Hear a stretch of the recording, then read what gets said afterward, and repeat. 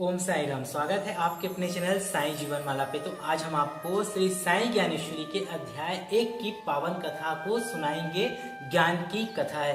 तो आप सभी से आग्रह, अगर आप सभी साई जीवन माला के इस चैनल पे नए हैं तो जल्दी से सब्सक्राइब कर लीजिए, बेल आइकन को ऑन कर दीजिए ताकि आप सभी जल्द से जल्द और जल्दी से जल्दी बाबा की इस पावन कथाओं का आनंद उठा सके और नोटिफिकेशन ऑन रहेगा तो आप सबसे पहले बाबा की कथा का श्रवण कर पाएंगे और बाबा को सुना पाएंगे। ज्ञानेश्वरी की इस पावन कथा को प्रारंभ करने से पहले आप लोगों से एक ही आग्रह, अगर आप सभी साई जीवन माला के दर्शक हैं तो आप लोग बाबा के इस महाकथा, इस महाग्रंथ के पाठ को बीच में ना छोड़ें, आखिरी तक सुने। हमारा उद्देश्य बाबा की कथा का जो हम पाठ कर रहे हैं, संसार में फैली महामारी को दूर करने के लिए साईनाथ महाराज की द्वारका माई से बाबा को सुना रहे हैं। तो चलिए शुरू करते हैं साई ग्रंथ की इस पावन कथा के आगे के पाठ को, ज्ञान को। अमीर की कलाई पर स्वर्ण कंगन देखकर निर्धन के कलेजे पर कटार का सा वार होता है। कटार के इस वार से उसके कलेजे में मत्सर की तरंग माया उठती है। वह स्वर्ण कंगन मेरे पास होता है, ऐसा भाव मन में आते ही उसके मन में एक और तरंग उठती है और वही तरंग उसके लोभ का कारण बनती है। इस तरंग के उठते ही मन में चारों तरफ हलचल मच जाती है। शास्त्रों में 6 शत्रुओं का वर्णन किया गया है जो कि उसके माया रूपी तरंग शिष्यों के रूप में दिखाई पड़ते हैं। ये 6 शत्रु अत्यंत शक्तिशाली है। सच पूछो तो ये उथल पुथल पैदा कर देते हैं। अगर इन पर नियंत्रण ना साधा जाए तो मन में तरंगे उठती ही रहेंगी। इन 6 शत्रुओं की शक्ति को संभव है कि तुम समूल नष्ट ना कर सको, परंतु इन्हें अपना गुलाम बनाकर अवश्य रखो। इनकी अवज्ञा प्रतिकार करने की योजना बनाओ, युक्ति सोचो। राह में मिलने वाले इन शत्रुओं को गुलाम बनाने के लिए ज्ञान का पहरेदार नियुक्त करो। वही ज्ञान इन पर अपना आधिपत्य कायम कर सकता है, क्योंकि उसके ज्ञान के पास सविचार हित अहित का निर्धारण करने की शक्ति होती है। राह, जीवन की राह में मिलने वाले सुख दुख झूठे, मिथ्या या भ्रम है। यह ज्ञान का अधिकार हो तो यह सुख दुख तुम्हें कष्ट नहीं दे सकता, बाधक नहीं बन सकता। नाना अब सुख दुख के बारे में श्रवण करो, मैं तुम्हारे सामने उसकी व्याख्या करता रहूंगा। मुक्ति ही सच्चा सुख है। जन्म मरण के चक्र में फंसना ही वास्तव में दुख है। इसके अतिरिक्त जो अन्य है वह भ्रम माया है। यह सुख दुख के रूप में व्याप्त है और जीवन में आता जाता चलता रहता है। इस संसार में जो आया है, जन्म लिया है, उसे कैसे आचरण करना चाहिए। हे नाना, मैं तुम्हें शास्त्र सम्मत उसी आचरण के बारे में संगोपांग बता रहा हूँ, उसका तुम ध्यान पूर्वक श्रवण करो। प्रारब्ध के अनुसार हमें यह शरीर प्राप्त हुआ है और उसी के अनुसार हमारी स्थिति परिस्थिति है। इसका हमें संतोष होना चाहिए। जो हमें प्राप्त है उसमें हमें खुश रहना चाहिए। वृथा चिंतन और बेकार की छटपटाहट कभी नहीं करनी चाहिए। प्रारब्ध के अनुसार घर, धन, संपत्ति आदि तुम्हें प्राप्त हुई है तो तुम्हें अत्यंत विनम्र रहना चाहिए। फलों से आच्छादित हो जाने पर वृक्ष की शाखाएं झुक जाती हैं। नम्र होना अच्छा है, परंतु सभी के सामने नम्र बने रहना ठीक नहीं है। दुष्ट एवं दुर्जन को पहचानो, संसार में इनकी परख करना आवश्यक है। दुष्ट एवं दुर्जन के सम्मुख धनी को नम्र नहीं होना चाहिए, अन्यथा वह तुमसे अनावश्यक फायदा उठाएगा। शास्त्र भी कहता है कि दुष्ट के सामने कठोर बनकर रहो। इसे तुम अपने मन में अच्छी तरह से गांठ बांध कर रख लो। साधु संत एवं सज्जन पुरुषों का हमेशा मान रखो, सम्मान करो। उनके सामने घास की तरह सदा विनम्र बने रहो। धन संपत्ति दोपहर की छाया के समान होती है, यह कब सिमट जाए और कब बिसरा कर चली जाए, इसका स्थायित्व का कोई भरोसा नहीं है। अतः आपको अपने धन संपत्ति का अभिमान कभी नहीं करना चाहिए। अपने शरीर पर इसे हावी होने मत दो। संपत्ति के अहंकार में वृथा ही किसी को परेशान मत करो। अपनी प्राप्ति आमदनी को देखते हुए उसकी सीमा में कुछ खर्च दान धर्म के लिए करना चाहिए।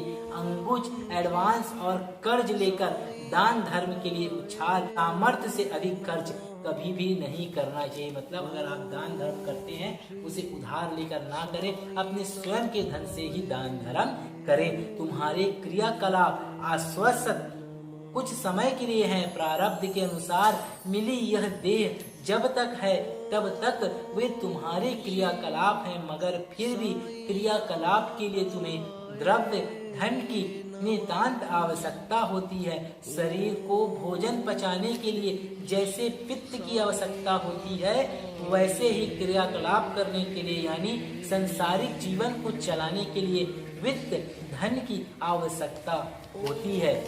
हर कार्य के लिए धन की जरूरी माध्यम है, परंतु केवल उसमें ही मन को उलझाए रखना ठीक नहीं है। धन होने पर कंजूस बनना अच्छा नहीं है। धनी को उदार बुद्धि वृत्ति रखना चाहिए। आवश्यकता से अधिक उदारता ना बरतो, यह किसी काम की नहीं है। एक बार यदि तुम्हारी द्रव्य पूर्णतः तुम्हारे हाथ से निकल जाता है तो फिर तुम्हें कोई नहीं पूछेगा, मांगने पर कोई धेला भी नहीं देगा। उदारता के साथ उछाल, जरूरत से ज्यादा खर्च यदि दोनों साथ हो तो इसे खतरनाक जानो। इनमें से एक की भी अधिकता घातक होती है। दोनों के एक साथ होने पर तो अनर्थ भी हो सकता है। देखा आपने साई ज्ञानेश्वरी में कितना अच्छा ज्ञान की। द्रव्य का ज्ञान देने से पहले ग्रहण करने वाले को उसकी योग्यता देखनी चाहिए। वास्तव में उसे उसकी आवश्यकता है या नहीं, इस पर अच्छी तरह विचार करो। यदि उसे जरूरत है तो अपने हाथ से उसकी सहायता उसे कुछ अवश्य दो। अपंग, अनाथ, रोग से ग्रसित व्यक्ति ये दान के योग्य पात्र है। लोक कल्याण एवं सार्वजनिक कार्य के लिए द्रव्य का दान सर्वथा उचित है। अभावग्रस्त, मेधावी विद्यार्थी, प्रसव पूर्व पीड़ाग्रस्त स्त्री, अनाथ बालक, अनाथ स्त्री, विधवा दान के योग्य हैं। उनकी यथाशक्ति सहायता करो। अन्य दान 3 प्रकार के होते हैं। सामूहिक, बड़ी संख्या में, नियमानुसार, विधि विधान के अनुसार, निश्चित काल पर और प्रशंसित किसी अवसर पर कारणवश भंडारे के रूप में भी अन्नदान किया जा सकता है। सामूहिक भंडारा कोई भी कभी भी स्वेच्छा से कर सकता है। घर संपत्ति अनेक प्रतिष्ठान होने पर, अनुकूल समय चलने पर, मन में संजोई हुई अच्छी इच्छाएं पूरी होने पर सहस्त्र 1000 लोगों को अन्न दान करो अथवा भंडारा करावे। उसमें भंडारा में ऊंच नीच का भेदभाव ना कर भंडारा पाने के लिए चारों वर्ण के लोग श्रेष्ठ योग्य हैं। पागल, दुष्ट एवं अन्य की अवज्ञा करने वाला व्यक्ति अन्नदान का योग्य पात्र नहीं है। भंडारा या विशेष प्रयोजनवश किए जाने वाला अन्नदान के ये विभिन्न प्रकार हैं, जिन्हें विधिवत पूर्ण करे। इस हेतु कर्ज लेकर यह कार्य करना हो तो ऐसा कभी भी ना करें। कर्ज से भंडारा या अन्नदान करना पूर्णतः वर्जित है। सामूहिक अन्नदान के लिए योग्य कौन है, इसका निर्धारण करो। ये पाथिक, तपस्वी, सन्यासी, लंगड़ा, लूला, भिखारी, भूखा व्यक्ति भंडारा ग्रहण करने के सर्वथा योग्य पात्र कहा गया है। मांग कर भोजन या अन्न प्राप्त करने वाले निर्धन विद्यार्थी जो माधुकारी भिक्षा से उदर पूर्ति करते हैं, उन्हें नित्य नियम पूर्वक भोजन या अन्न दान दे। शादी, खुशी के प्रसंग, उत्सव, व्रतों के उद्यापन आदि के अवसर पर आने पर प्रशंसिक भंडारा करें। प्रसंगों अवसर पर आयोजित प्रासंगिक भंडारे में अपने इष्ट मित्रों को आमंत्रित करें, अपने रिश्तेदारों एवं सहजनों को आमंत्रित करें, उन्हें आदर पूर्वक भंडारा करावें। ये अन्नदान के अलग अलग प्रकार हैं, इन्हें आचरण में लाओ, ऐसा मैं तुमसे कहता हूँ। साथ ही योग्यता अयोग्यता का विचार करो, उसके बाद ही इसे क्रियान्वित में लाओ, मतलब आचरण में लाओ। तो आपने देखा कि बाबा ने कितना अच्छा उदाहरण पेश किया है और कितनी अच्छी बातें साईं ज्ञानेश्वरी में बाबा ज्ञान के रूप में दी है। तो अगर आप सभी ने बाबा के इस ज्ञान को ग्रहण किया है और आप बाबा के परम भक्तों में से एक हैं, तो बाबा की बताई हुई एक एक बात का आदर करना और उनके बताए हुए राह पे चलना। और हमारा उद्देश्य बाबा की इस पावन कथा को साईं की द्वारिकामाई में सुनाना है, ताकि महामारी का नाश हो सके। तो आप बने रहें और आप लोगों से एक ही आग्रह, आप लोगों के आशीर्वाद से साईं जीवनमाला आज प्रगति के पथ पर अग्रसर है।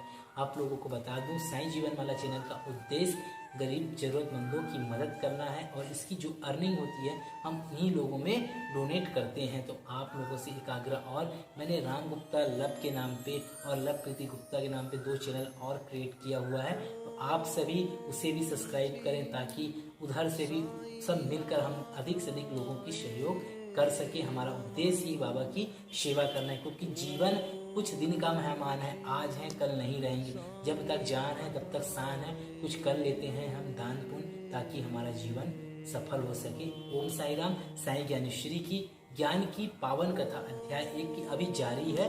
अगले अध्याय में, अगले पार्ट पे, अगले वीडियो पे हम इस कथा को संपूर्ण करेंगे। तो आप बने रहें साईं जीवनमाला के साथ। ओम साई राम।